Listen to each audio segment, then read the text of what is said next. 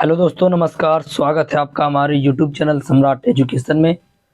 दोस्तों, आज की इस वीडियो में आप लोगों को बीएससी एग्रीकल्चर फिफ्थ सेमेस्टर की एक विषय pest of crop and stored grain and their management AG 503 का 5 मोस्ट इम्पॉर्टेंट लॉक क्वेश्चन बताने वाला हूं, जो कि एग्जाम के लिए इम्पॉर्टेंट है। और इससे पहले मैंने जो वीडियो बनाया आप लोग उसको भी जरूर देख लीजिएगा। और इसके बाद भी अभी एक वीडियो और आएगा, फिर देखेंगे तो अभी 2 वीडियो हो सकता है और आए आप लोगों के लिए। तो आप लोग वीडियो को पूरा देखिएगा। चलिए स्टार्ट करते हैं आज का पहला क्वेश्चन इस वीडियो का। क्वेश्चन है, भंडार गृह में लगने वाले प्रमुख पीड़क कीट की सूची बनाइए तथा सुरक्षित अनाज भंडारण हेतु किए जाने वाले रोकथाम के उपायों का वर्णन कीजिए। क्वेश्चन फिर से सुनिएगा।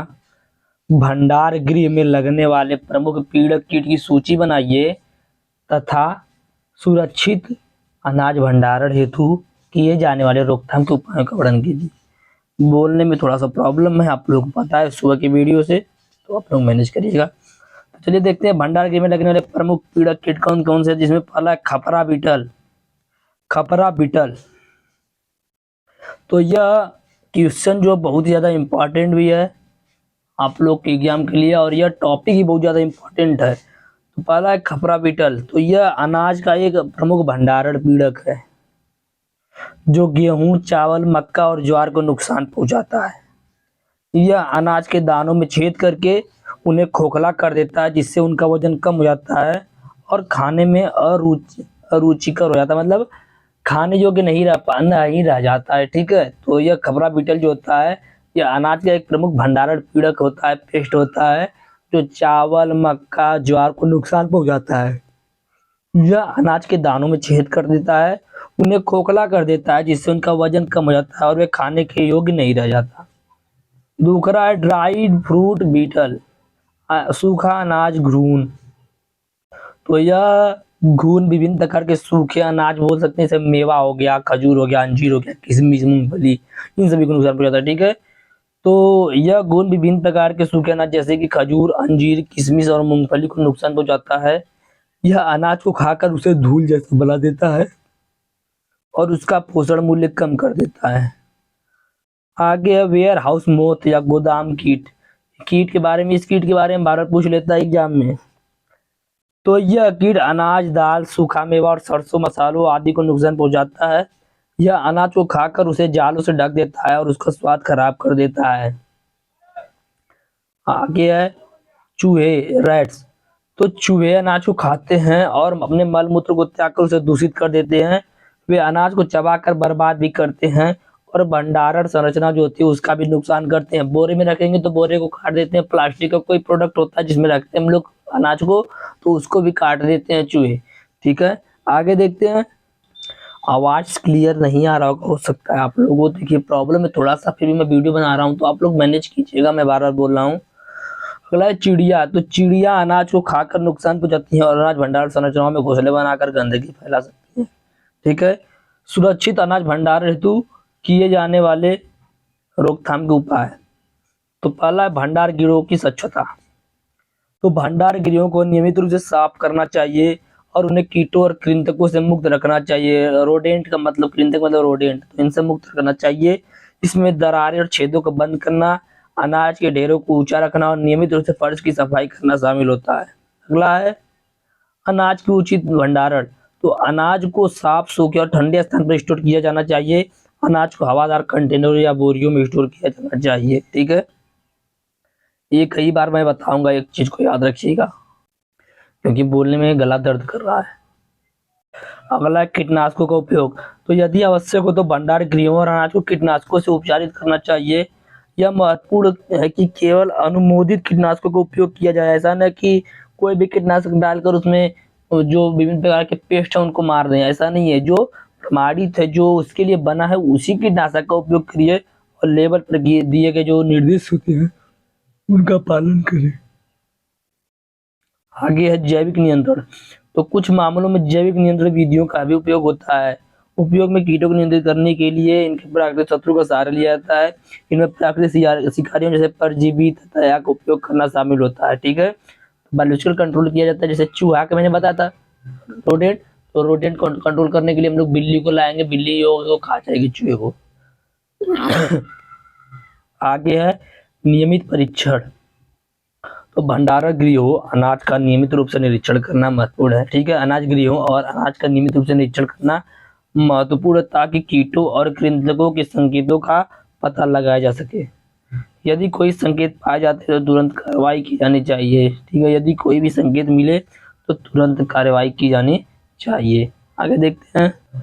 दूसरा प्रश्न है, अनाज के सुरक्षित भंडारण के लिए प्रयोग की जाने वाली उपयोग की विधियों का वर्णन कीजिए, जो कि बहुत इंपॉर्टेंट है।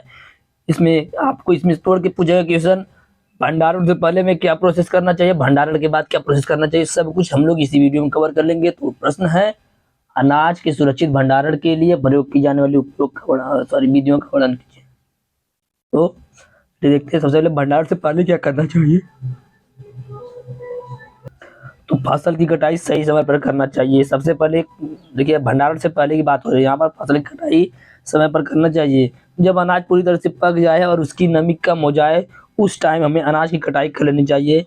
उसके बाद अनाज को अच्छे तरीके से साफ कर लेना चाहिए। कटाई के बाद अनाज में से कचरा, धूल और टूटे हुए दानों को हटा लेना चाहिए।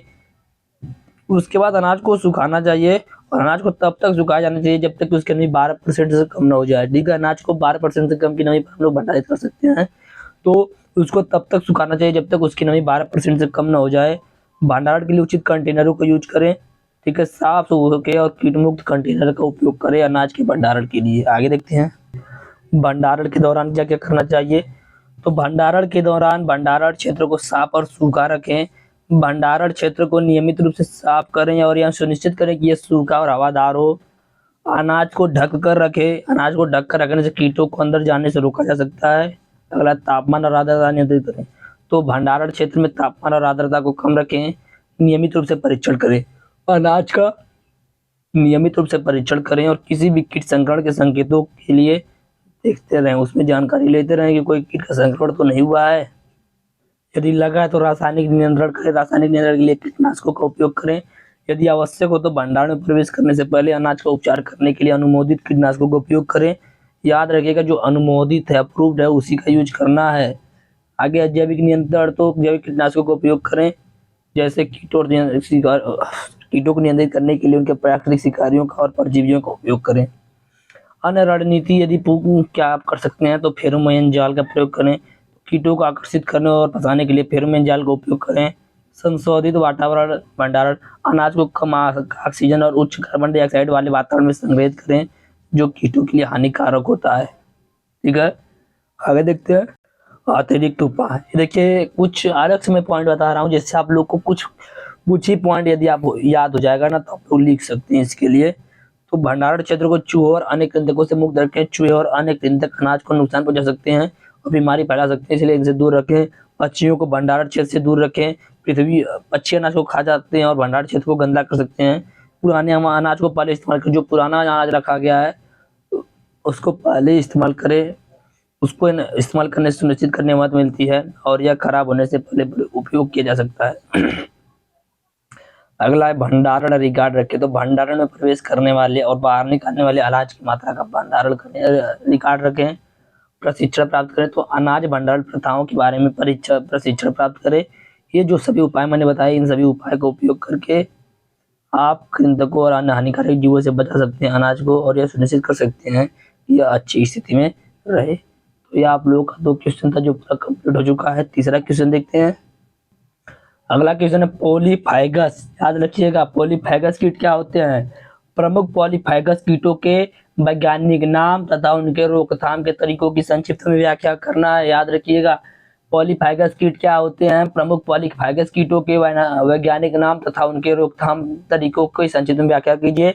तो पॉलीफाइगस कीट क्या होते हैं उनको देखते हैं। तो पॉलीफाइगस कीट वे कीट होते हैं जिन्हें बहुभोजी कहा जाता है। बहुभोजी मतलब, देखिए, पॉली मतलब बहुत अधिक, भोजी मतलब खाना में भोजन करना, मतलब बहुत, मतलब सभी फसलों को खाते हैं, समझ लीजिए सीधे, या सभी पौधों को खाते हैं, उसको बोलते हैं पॉलीफॉगस। मोनोफॉगस वो होता है जो सिर्फ एक ही फसल के ऊपर आश्रित होता है। ठीक, तो पॉलीफॉगस कीट, जिन्हें बहुभोजी कीट भी कहा जाता है, विभिन्न प्रकार के पौधों पर भोजन करते हैं। एक कृषि और वनस्पतियों के लिए महत्वपूर्ण खतरा पैदा करते हैं, क्योंकि ये फसलों को नुकसान पहुंचा सकते हैं और पैदावार को कम कर सकते हैं और बीमारी फैला सकते हैं। ठीक है, प्रमुख पॉलीफैगस कीटों का वैज्ञानिक नाम और क्षति देखेंगे, उनसे नुकसान और उनका नियंत्रण भी। तो पहला हेलिकोवर्पा आर्मिगेरा, ठीक है, हेलिकोवर्पा आर्मिगेरा, इसका बॉटनिकल नेम भी यही होता है। और यह टमाटर, कपास, मक्का, सोयाबीन, धान और अन्य फसलों को नुकसान पहुंचाता है। इसकी जो लार्वा होती है पत्तियों, फूलों, फलों और दानों को खा जाती है। आगे देखते हैं स्पोडोप्टेरा लिटूरा, इसका वैज्ञानिक नाम होता है स्पोडोप्टेरा लिटूरा। यह तंबाकू, कपास, मूंगफली, सोयाबीन और अन्य फसलों को नुकसान पहुंचाता है। लार्वा पत्तियों, दानों और फलों को खा जाता है। देखिए जो पॉलीफैगस कीट होते हैं ना, सभी फसलों को खाते हैं। तो आप लोग वहीं से बनाकर आप लोग लिख सकते हैं, ठीक है। आगे देखते हैं मरुका बिट्राटा, इसका वैज्ञानिक नाम मरुका बिट्राटा। क्षति सेब, मटर और अन्य फली फसलों को नुकसान पहुंचाता है। लार्वा फली में घुसकर दानों को खा जाती है। पॉड बोरर इनमें पेस्ट लगते हैं। अगला है लोकस्टा माइग्रेटोरिया, ठीक है, तो लाइकोस्टा माइग्रेटोरिया, तो यह धान, गेहूं, मक्का, बाजरा और अन्य फसलों को भारी नुकसान पहुंचाता है। यह झुंड में उड़ता है और बड़ी मात्रा में पौधों को खा जाता है, ठीक है। टिड्डा समझिएगा भैया, टिड्डा।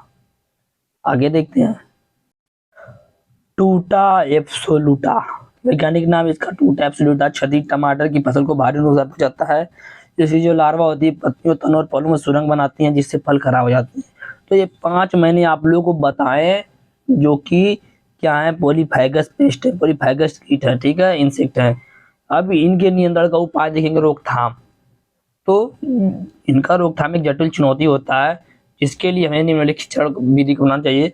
पहला, एकीकृत कीट प्रबंधन का आईपीएम का प्रयोग करना चाहिए, ठीक है। तो आईपीएम में विभिन्न नियंत्रण विधियों का उपयोग करना चाहिए, जैसे जैविक, रासायनिक और यांत्रिक, ताकि कीड़ों की आबादी को टिकाऊ तरीके से कम किया जा सके। आगे है जैविक नियंत्रण, तो प्राकृतिक शत्रुओं का और परजीवी जैसे कि ट्राइकोग्रामा, ब्राकोन और एनपीबी पॉलीफैगस कीटों की आबादी को नियंत्रित करने में महत्वपूर्ण भूमिका निभा सकते हैं, मतलब जैविक कंट्रोल करना चाहिए। आगे देखते हैं फेरोमोन जाल, नर पॉलीफैगस कीटों को आकर्षित करने और फंसाने के लिए फेरोमोन जाल का उपयोग करना चाहिए, जिससे प्रजनन दर कम हो सकती है। आगे कीट प्रतिरोधी फसलें, तो बीटी कपास और बीटी मक्का जैसी आनुवंशिक रूप से संशोधित फसलों पॉलीफैगस कीटों के प्रति अधिक प्रतिरोधी होती हैं। अगला खेत प्रबंधन, तो गहरी जुताई, फसल चक्र और खरपतवार नियंत्रण जैसी कुप्रथाएं पॉलीफैगस कीटों के निवास स्थान को कम करने और उनकी आबादी को नियंत्रित करने में मदद कर सकती हैं। आगे रासायनिक नियंत्रण, तो रासायनिक कीटनाशकों का उपयोग उपाय के रूप में किया जाना चाहिए, क्योंकि वे पर्यावरण के लिए हानिकारक हो सकते हैं और पॉलीफैगस कीटों में प्रतिरोध विकसित कर सकते हैं। तो ये 414 यहाँ पर देखिए, मैंने व्हाट्सएप से स्क्रीनशॉट लिया है, क्योंकि पीडीएफ का जो एप्लीकेशन था उसका सर्वर नहीं चल रहा था, इसकी वजह से यहाँ पर टाइमिंग भी आ गया। 414 का भी पीडीएफ आप लोगों का बना है। आगे देखते हैं, बहुत इंपॉर्टेंट क्वेश्चन है, भंडारित अनाज को प्रभावित करने वाले कारकों के बारे में विस्तार से बताइए। तो भंडारित अनाज को प्रभावित करने वाले कारक निम्न है।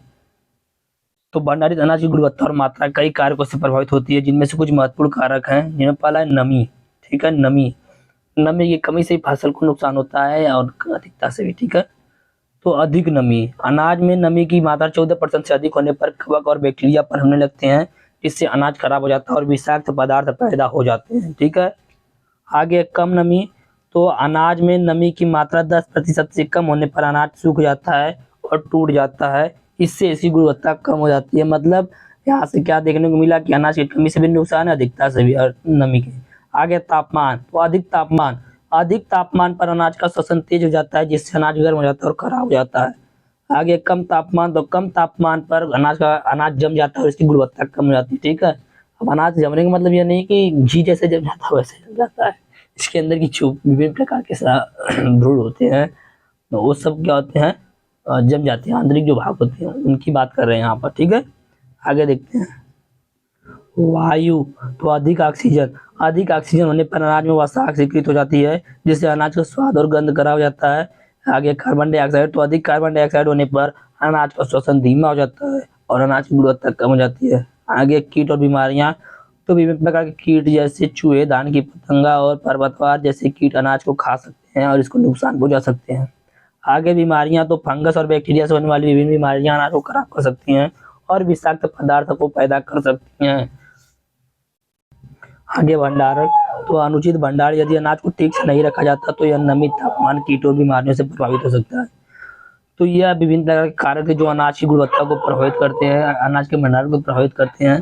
इनको नियंत्रित करने के लिए अनाज को ठंडी, सूखी और अंधेरी जगह पर स्टोर किया जाना चाहिए, हवादार जगह पर स्टोर किया जाना चाहिए, नमी रोधक कंटेनरों में स्टोर किया जाना चाहिए, नियमित रूप से निरीक्षण किया जाना चाहिए, कीटों और बीमारी से बचने के लिए ये उपाय करने चाहिए। तो इस प्रकार से भंडारित अनाज को हम लोग भंडारित कर सकते हैं और इनको प्रभावित करने वाले कारक तो जो थे उनके बारे में मैंने बताया आप लोगों को। आगे देखते हैं अगला क्वेश्चन, मोस्ट इंपॉर्टेंट क्वेश्चन है, याद रखिएगा। पेस्ट क्या है? पेस्ट क्या है? पीड़क। पीड़क क्या है? यह कीट से कैसे अलग है, कैसे भिन्न है कीट से, और धान में लगने वाले कुछ प्रमुख कीटों की संक्षिप्त व्याख्या करना है। तो चलिए सबसे पहले देखेंगे पीड़क और कीट क्या होते हैं। तो पीड़क और कीट दोनों ही फसलों और पौधों को नुकसान पहुंचाने वाले जीव होते हैं, लेकिन इनमें कुछ महत्वपूर्ण अंतर होते हैं। चलिए देखते हैं। सबसे पहले पीड़क क्या होता है। तो पीड़क जो होता है जीवों का समूह होता है। मैंने बताया था कि कोई भी मनुष्य को छोड़कर कोई भी जीवित जीव जो मनुष्य को आर्थिक हानि पहुंचाता है उसे पेस्ट कहते हैं, ठीक है। तो इनमें पेस्ट में कीट आ जाएंगे, घोंघा, केचुआ, चूहा, पक्षी, स्तनधारी, विभिन्न प्रकार के पेस्ट हो सकते हैं, ठीक है। और जो कीट होगा उसमें सिर्फ कीट ही रहेंगे पेस्ट में। देखिए पेस्ट जो है, सॉरी कीट जो है वह पेस्ट हो सकते हैं, लेकिन पेस्ट जो है वह कीट नहीं हो सकते हैं, क्योंकि पेस्ट में स्तनधारी, चूहे, पक्षी, केचुआ, घोंघा आदि सभी आ जाएंगे, लेकिन कीट में सिर्फ कीट ही आएंगे। इसलिए कीट जो है वह पेस्ट हो सकता है, लेकिन पेस्ट कीट नहीं हो सकता, ठीक है। तो जीवों का समूह पीड़क कीटों, घोंघों, केचुओं, चूहों, पक्षियों, स्तनधारियों आदि का समूह हो सकता है। इनमें पीड़कों में विविधता अधिक होती है, मतलब विविधता अधिक होती है, विभिन्न प्रकार के जीव पाए जाते हैं। नुकसान, तो पीड़क फसलों, पौधों, भंडारित अनाज आदि को नुकसान पहुंचाते हैं। इनके नियंत्रण के लिए विभिन्न तरीकों का उपयोग किया जाना चाहिए, जैसे यांत्रिक, रासायनिक, जैविक। आगे देखेंगे कीट। कीटों का समूह, तो कीट केवल कीटों का समूह होता है, जैसे टिड्डी, टमाटर की पतंग, धान की पतंग, चावल की पत्ती का रोलर आदि। मतलब कीट जो होगा इसमें विभिन्न प्रकार के जो पेस्ट होते हैं, सॉरी जो कीट होते हैं वही रहेंगे। इसमें भी और अन्य जैसे मैंने उसमें बताया घोंघा, स्तनधारी, पक्षी, ये सब नहीं आएंगे, ठीक है। इसमें सिर्फ कीट ही आएंगे, उसको बोलते हैं कीट। और पेस्ट में कीट के अलावा और भी लोग आते हैं। इसमें सीमित विविधता होती है, मतलब सिर्फ कीट ही पाया जाता है, इसलिए विविधता ज़्यादा नहीं होती है। इसमें नुकसान, फसलों, पौधों को नुकसान पहुंचाते हैं। इसके नियंत्रण के लिए आमतौर पर कीटनाशकों का उपयोग किया जाता है, ठीक है। तो यह तो बात होगी कि पेस्ट क्या है या कीट से कैसे अलग है। अब देखेंगे धान में लगने वाले कुछ महत्वपूर्ण कीट के बारे में। तो धान में लगने वाले कुछ प्रमुख कीट, जैसे पहला येलो स्टोन बोरर, पीला तना छेदक। यह धान के तने को अंदर से खोखला कर देता है, इससे पौधा सूख जाता है और उत्पादन कम हो जाता है। दूसरा है गंधी बग, तो यह पत्तियों को रोल करके अंदर अंडे देता है, जिससे पत्तियां पीली हो जाती हैं और सूख जाती हैं। अगला है टिड्डी, तो यह झुंड में हमला करती है और फसलों को पूरी तरह से नष्ट कर देती है। अगला है डंडल बोरर, ठीक है। तो यह तने के अंदर अंडे देती है, स्टेम बोरर बोल सकते हैं, जिससे पौधा कमजोर हो जाता है और टूट जाता है। डंठल यहाँ पर दिया गया, स्टेम बोरर इसको बोलते हैं। तो यह तने के अंदर अंडे देती है, जिससे पौधा कमजोर हो जाता है, टूट जाता है। अगला ट्रिप्स, तो यह पत्तियों से रस चूसती है, जिससे पत्तियां पीली हो जाती हैं और सूख जाती हैं। आगे देखते हैं। इन कीटों से बचने के लिए प्रतिरोधी किस्मों का उपयोग करना चाहिए, ठीक है। संतुलित मात्रा में खाद का प्रयोग करना चाहिए।